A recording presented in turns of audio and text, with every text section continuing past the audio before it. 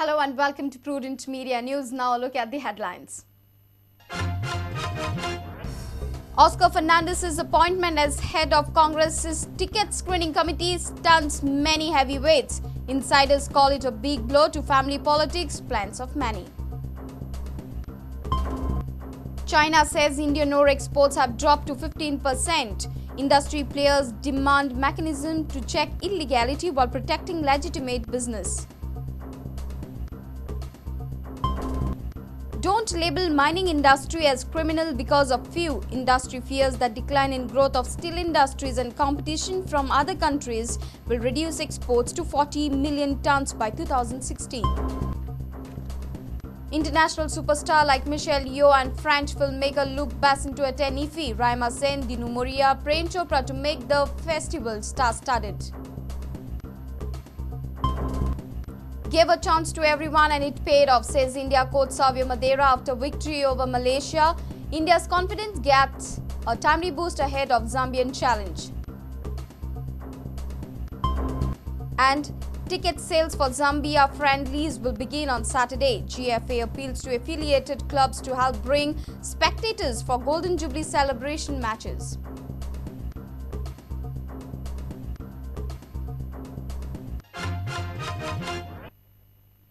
And now the news in detail. This might come as a big shock to some of the heavyweights in the Congress party. Congress High Command has appointed a 5-member screening committee to scrutinize different names for tickets in Goa election. This committee is headed by senior Congress leader Oscar Fernandes.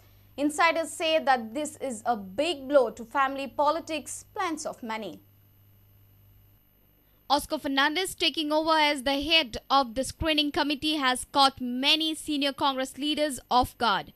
Congress President Sonia Gandhi announced a 5-member screening committee to scrutinize names of candidates for tickets during assembly election. Following are the names of the committee: Oscar Fernandes, head; J.S. Brar, desk in charge; Shivaji Rao Deshmukh, senior leader; Digambar Kamath, Chief Minister of Goa; Subhash Shirodkar, GPCC President of Goa.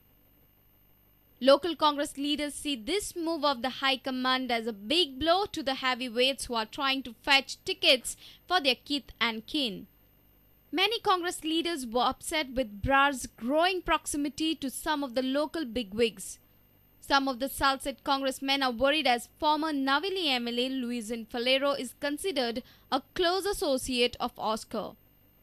Following is the usual procedure that the Congress party follows while selecting candidates.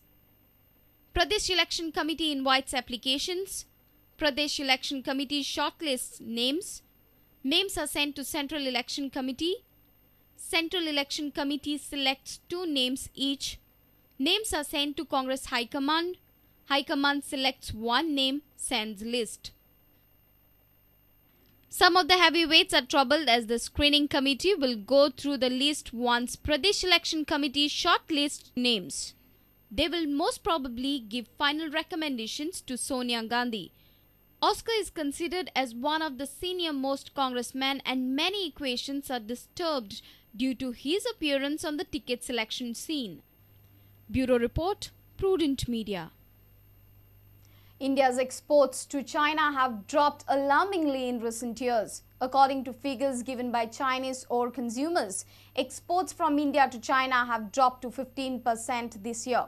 Industry players have asked for addressing the issue of illegality in the trade while ensuring that the legal business does not get affected. A 2-day international conference on iron ore and steel-making raw materials is underway in Panji. The conference aims at discussing the problems faced by Indian iron ore and steel industry in India. Representative of Chinese embassy in India, Pang Gang, highlighted the steep decline in Indian ore exports to China in recent years.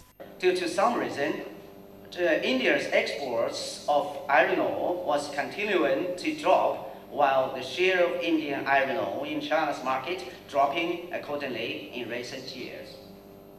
In the first half of this year, Indian iron ore exports to China witnessed the market share decrease to 15% from 25% in 2005. Even so, the majority of Indian iron ore are shipped to China, which accounts for over half of India's merchandise export to China. GCCI President Mangirish Pairaikar stressed on the need for a mining policy to protect the business. What is more important is that mining industry be a nodal industry and try to facilitate getting all these NOCs as per the law. As per the law, we do not want any illegality to be, there.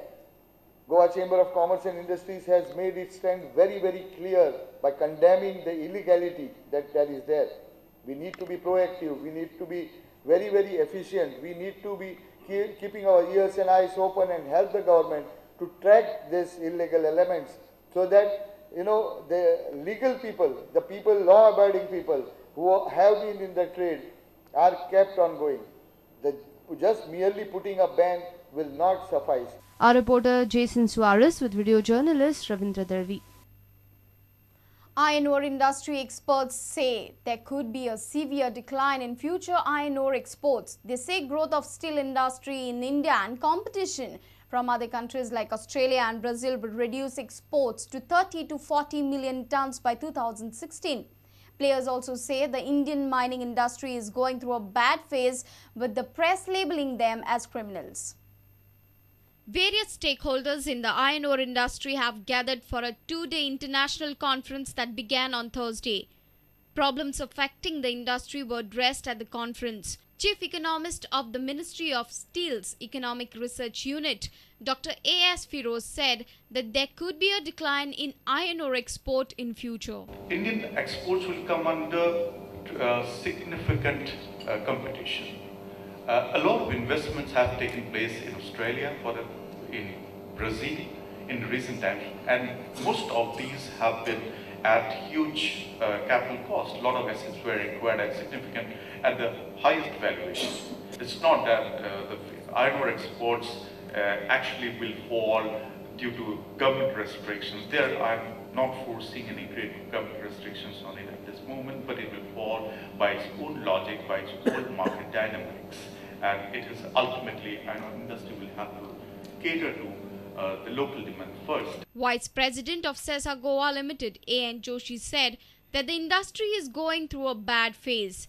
He added that the government should promote low-grade ore instead of high-grade ore. When Indian mining industry is going through a very bad phase, all of us are being termed as criminals today by press, whether we are right or wrong.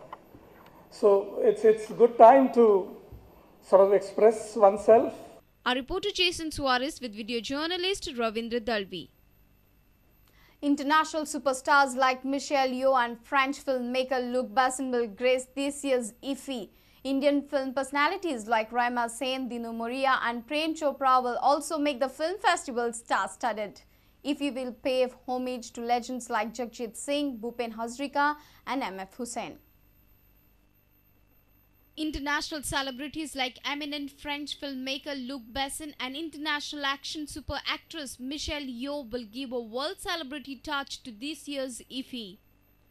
Like every year, this year IFFI will pay homage to 11 personalities. They will also showcase their films.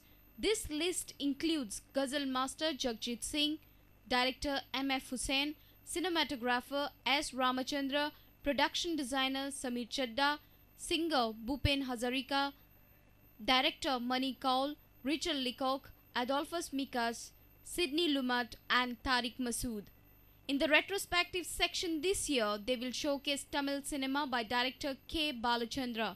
The schedule till 28th November has also been published.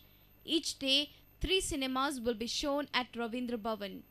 Apart from cinematic Guinness on show in this 42nd International Film Festival of India, luminaries like Bertrand Tavernier, Lawrence Kaddish, Adur Gopalakrishnan, Dan Woolman and others along with glamour celebrities like Raima Sen, Dino Moria and Prem Chopra will grace this movement of cinematic excellence. Our reporter in Panchi, Laukik Shilkar with video journalist Sunny Narvekar. It's time for a short break. Stay tuned.